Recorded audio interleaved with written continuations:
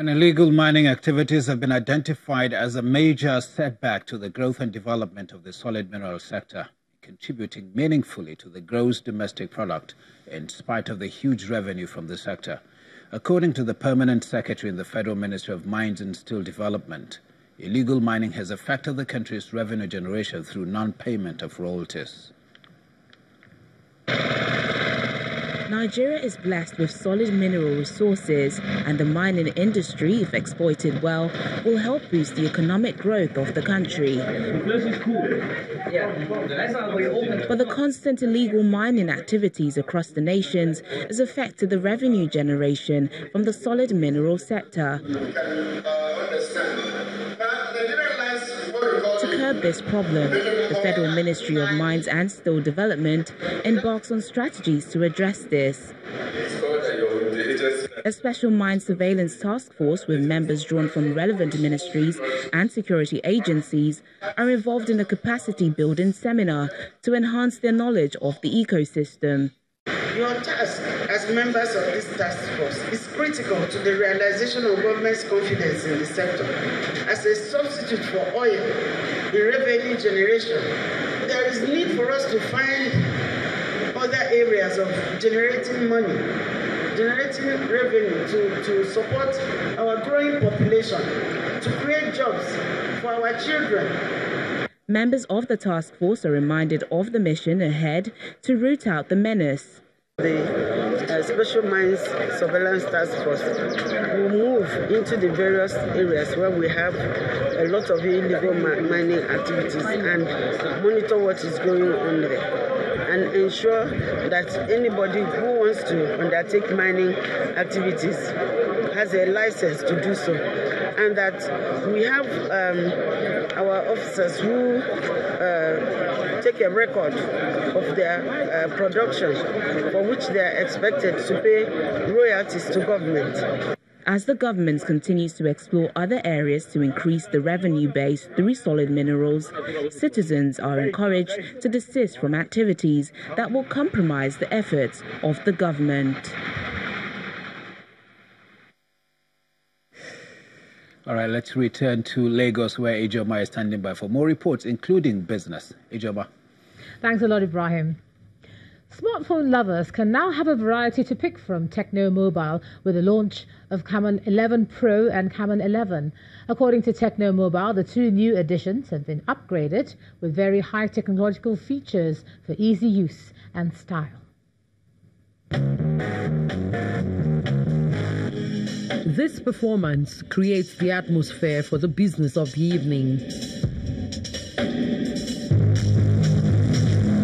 Tecno is taking its smartphone business a notch higher with the introduction of Camon 11 Pro and Camon 11. With a 6.2 super full view screen, the new additions take sharp and crisp selfie photos. What's spectacular about it is artificial intelligence. I mean, this is you having a phone in your hand that is smart.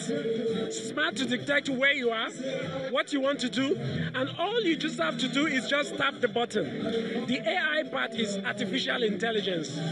The phone is smart enough to know that. For instance, if you are making a phone call and you need to record the call, all you just have to do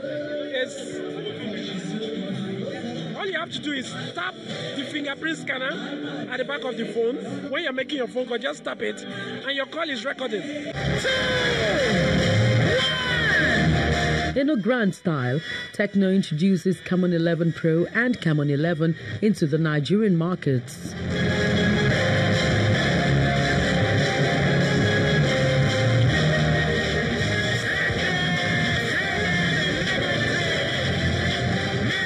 In 2017, Brand Africa rated Tecno as one of Africa's most admired brands across different categories and ranked the company the 14th most admired brand overall in the African continent.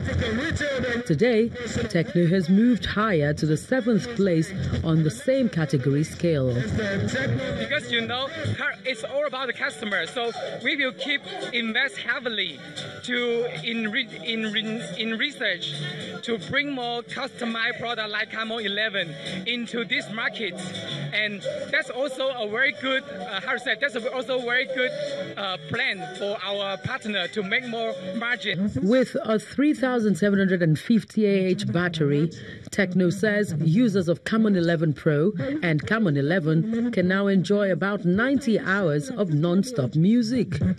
With the software very optimized.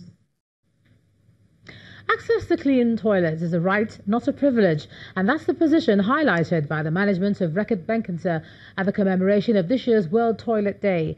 The event, held in collaboration with the Lagos State Ministry of Environment, brought together public toilet operators and students, among other members of the public, to drive health and hygiene awareness.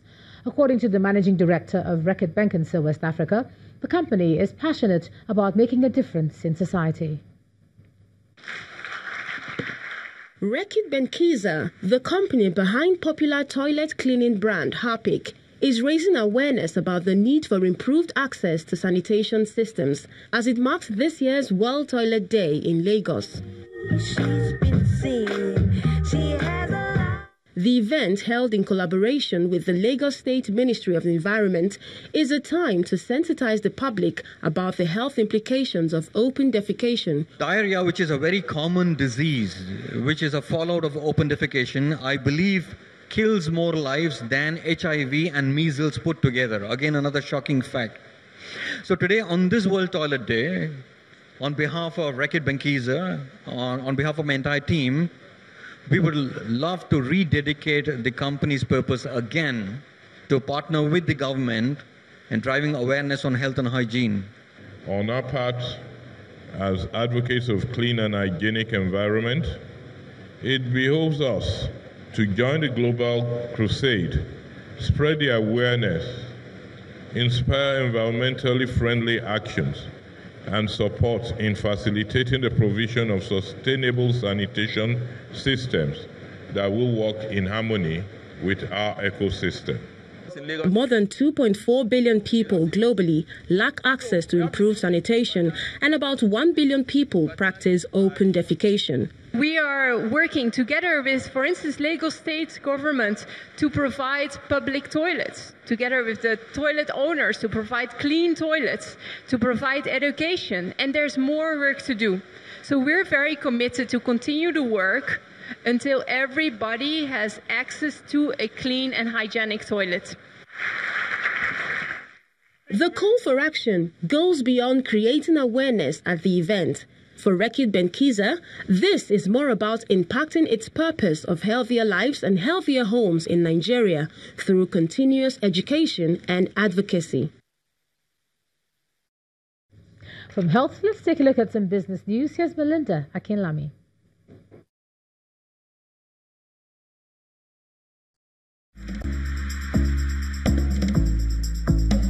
You First.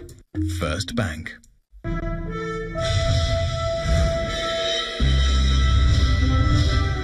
And thanks, Ijoma.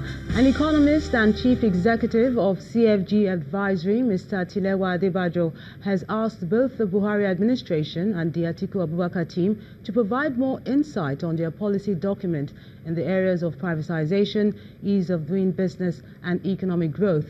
He told Channels Television's Business Morning program that while privatization is a good tool to drive the economy, more efforts should be focused on regulatory agencies in the country. I am an advocate of privatization because it is clear that over the years, the government in Nigeria has not been able to run a lot of institutions. If we left the banks to the government, we would not be where we are today. If we still had NITEL today, we would not be where we are today with the way the GSM, the telecommunication ICT sector. So if you want to go back to when we were all using Not 9 Not, you know what the problems were. If you want to go back to when we only had Nigeria Airways, you had a monopoly for state-owned enterprises. It has been a disaster. And you can see that the whole world has moved away from that. So I think that in terms of going forward, in terms of global practices, I am also an advocate of free market economy. We need to make it competitive. But I think even with that, I think I'm also an advocate of strong regulation. What government should focus on is regulatory agencies. You have a strong central bank.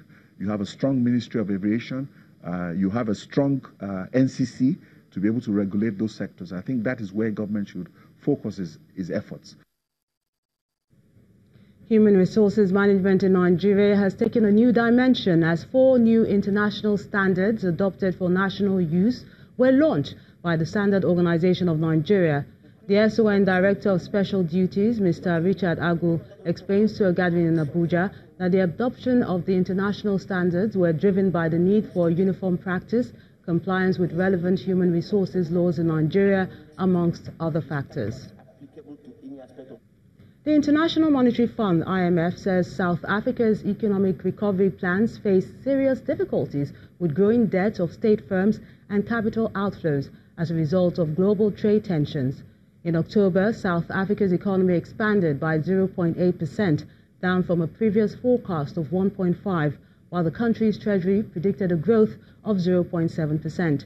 The IMF says the proposal to amend property laws to allow for seizures without compensation should be carefully considered and guided by international experiences.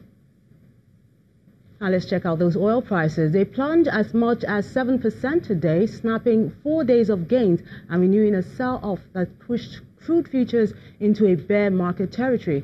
Traders and analysts say the oil market rout has deepened due to momentum trading and investors dumping crude futures to buy natural gas contracts, which have surged about 40% over the last month. Oil prices, benchmark crude dropped $4.43 to $62.37 a barrel. That was at 8:55 p.m. local time, while U.S. WTI crude dipped by $3.95 to $53.25. Nigeria's stock market closed for the Muslim Eid holiday, but it's mostly negative performance for other major global market indexes amid continued sell-off in tech stocks. And here are some of the closing figures for Tuesday.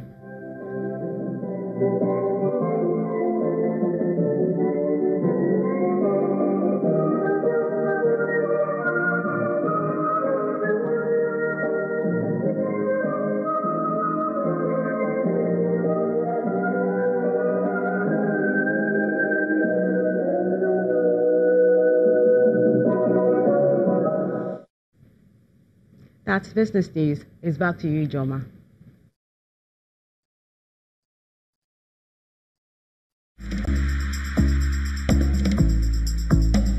You First. First Bank. Thanks a lot, Melinda. Still ahead on the news at 10, the Cranes of Uganda forced Super Eagles of Nigeria to a draw in an international friendly in Asaba, Delta State. That's on sports. Do stay with us.